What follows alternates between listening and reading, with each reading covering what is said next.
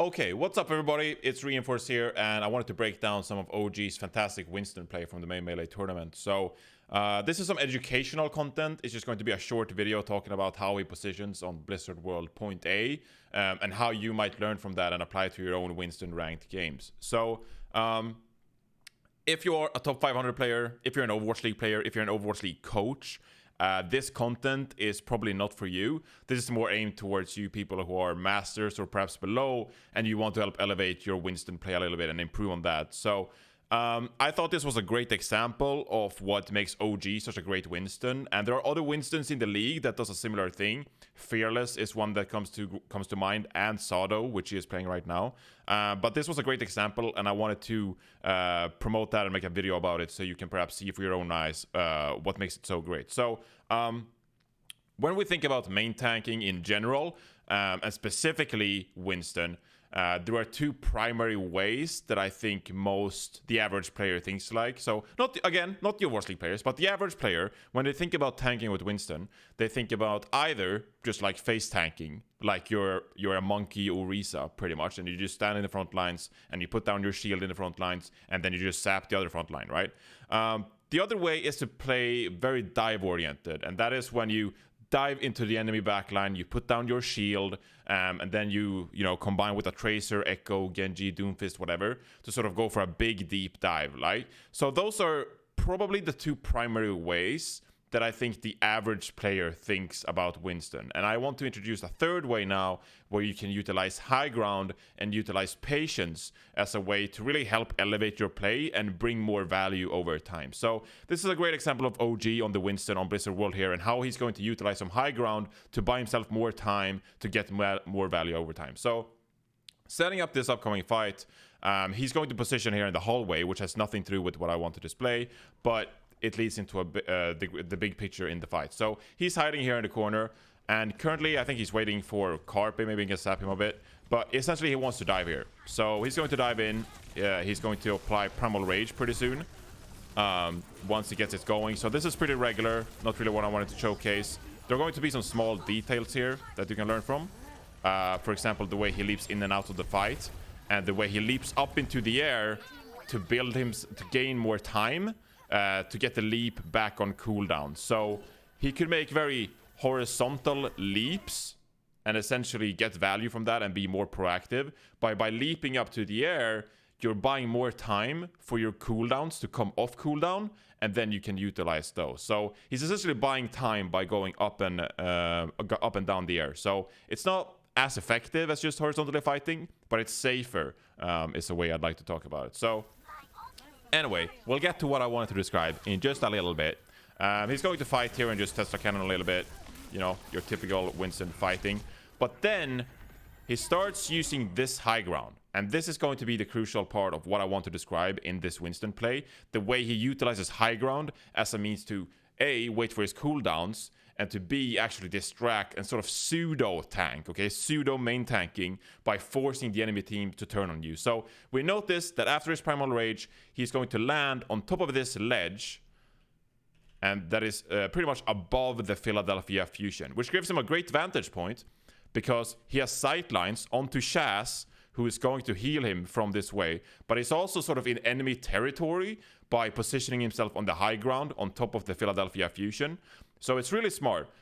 So let's go back to his perspective and see how he utilizes this. So he leaps onto here, and you can already see how this is going to like gain him time. In the bottom right, you can see his cooldowns coming off cooldown. So he's going to use this high ground as a means of resetting between his cooldowns, and that's going to gain him more time so he can more effectively get his cooldowns back and not be as all in. Every time he dives in, he's not as all in committed, waiting for his cooldowns to come back. He can use this as like, I want to wait 2 seconds before I engage. I want to wait 3 seconds before I engage. And so he can systematically be more precise about how long he wants his commitments to be before his cooldowns come back off cooldown, and he can perhaps leap away and have a way to get out of fights. So let's play this out and see how it goes. So he just stands here for a little bit, going to wait out. He doesn't have shield before 5 seconds. But ultimately, he is going to drop down from this ledge, and he's going to start dealing damage. Then he leaps away because he notices that Philadelphia Fusion, they have too much pressure, so he leaps back. And essentially now he's going to play sort of like the momentum game, where sometimes you go in, you nano boost, then you leap out, and essentially you jump back and forth. But the crucial part being the fact that he positioned himself on that high ground ledge so he could buy himself more time to be more precise about how long he wanted to commit and how he wanted to commit. So this fight is going to play out pretty normal, I think. Yeah, he essentially just dives, you know, back and forth, tries to get value with his team. He gets pretty low here, and I think he's going to die here, actually. Yeah, he dies by Carpe. So he's going to go back into the fight, and I have a few scenarios here. So that was the number 1 scenario, and I'll be able to show better scenarios as well of how he utilizes that high ground later on. So this time he takes this high ground, and I believe he's going to go in here. Yeah, so again, he takes this ledge, and like immediately, let's see if I can go back a little bit using my incredible controls on this VOD. So he's getting back to the fight, and what I want to showcase here is how immediately the Fusion team recognizes that they have to shut him down and essentially poke him away. So he's going to leap on here, and Fury immediately turns onto OG, because they can't let OG sort of like surround them and commit around them, okay? OG is in enemy territory, but it's also relatively safe here because he's using these objects and the high ground to be safe from the Fusion team. But he is essentially in enemy territory, and so the Fusion have to deal with him.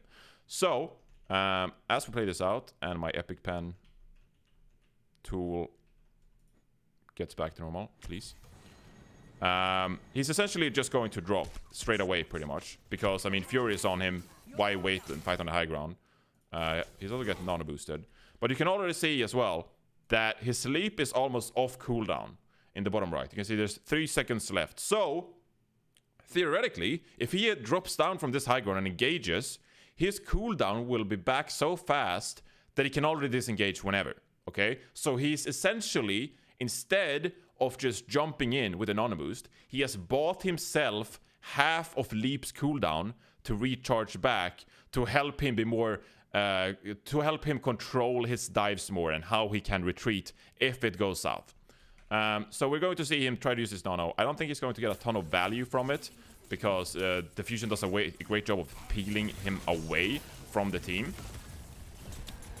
He's going to commit Primal, not going to get anything here. Okay, they get the EQO. Well, so they win the fight, essentially, but OG doesn't get a ton of value himself. But again, it's a great way of demonstrating how he uses that ledge to be more controlled about his dives, and how he can abuse it to sort of distract the Fusion and pseudo main tank. Because another way to think about it, right, is if he jumps up there and Fury has to use his Diva boosters to poke him away, Fury can't use those boosters to go in. So he's sort of forcing out resources from the Philadelphia Fusion by taking that leap in the first place, which means that the Fusion has less proactive control in how they want to take engagement, and instead have to react to OG's gameplay. So this is the last fight, and I think they're going to lose this fight because the match goes on.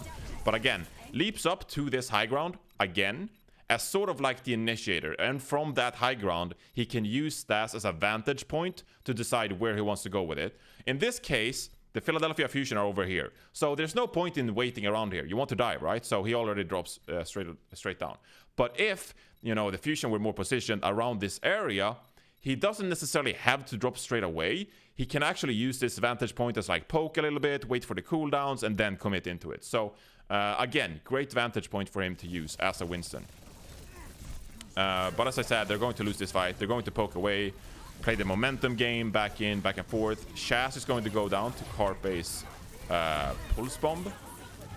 And I'm going to show you a small little tidbit as well that might be helpful. So the crucial point being here, of course, that Shaz is dead, which means that OG has way less healing throughout this fight. So how is he going to play around that? And this is something you essentially have to learn if you want to become a really good Winston player, is how to navigate around the health pack. So he leaps back, he's super low, Shaz is not there, goes straight for the Mega. He knows where the Mega is.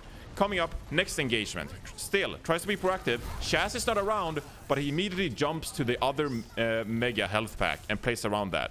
Now, they're not going to be able to really recontest this point. He's going to go back for his heals. But he always knows where his next heal is and how he can play around the heal. So in the first scenario, it was the health packs. Then he knows Chaz is coming back to spawn, and he plays around that. So a small little tidbit that's not related to what I wanted to say in this video, but there's something to learn there about how you can navigate around the health packs if you know that your flex support healers are down. So I'm going to fast forward to the overtime fight, because he, of course, again, as you know, this video is going to instruct, he's going to use that high ground once more on first point in the overtime. And here we are, so I'm just going to fast forward up to that point. So again, you can see that he sort of starts here, and then he can sort of determine about whether he wants to jump back to the point or he just wants to drop straight down. So this is almost like optimal, right? Because now he's not waiting here for his cooldowns. Of course, it's the start of the round, so he already has his cooldowns available. So he can, from this vantage point, in sort of Philadelphia Fusion territory, decide what he wants to do with his cooldowns, because he already has them, right? He hasn't used any of them so far this match. So great little tidbit here. So we're going to play this out and see how he uses his cooldowns, depending on how the Fusion approach their attack. So immediately leaps away, but Sado commits his leap, Fury commits his Diva boosters. So it's sort of like a trade, okay? It's not like OG leaps back here, and then the Philadelphia Fusion tanks can just leap past him and go towards the Gladiators backline. That can't happen, because OG being here forces Fury to fly, and it forces Sado to leap. So they're essentially trading cooldowns. OG just positioning himself here at the start of the match trades cooldowns, but it gives OG control as the proactive Winston in this case, because he's forcing a reaction from the Fusion. So let's go back to his POV. So this is just going to be one fight where the Gladiators win. But again, we're going to see here, so play this out, that he's going to leap back to the point as instructed. And we're going to see his leap come off cooldown here in the next fight, of course, back to the high ground again. And he's going to wait here. So Fury comes in, but remember, Shaz is over here, Big Goose is over here, Space is over here, so they can help him. He's in the line of sight of his healers. So this is crucial for OG. So he knows that he has to back up, so he's not necessarily worried about Fury contesting him. But Fury comes in, Space comes in to help OG, and he drops the bubble because there's so much coming in. Like even Carpe is over here trying to contest OG away, so it warrants a bubble usage. But as you can see, he already has his leap off cooldown, so he can leap out at any moment in this fight. He can essentially leap out because he used this high ground as a means to reset that cooldown, and that's the idea that I'm trying to showcase, I guess is the word. So they get a pick on the Carpa here, and they're just going to clean up this fight. He's going to again utilize his high ground. This is a great example of how he gets value from this high ground. I mean, he jumps here, resets his cooldown for a little bit, and then he just walks.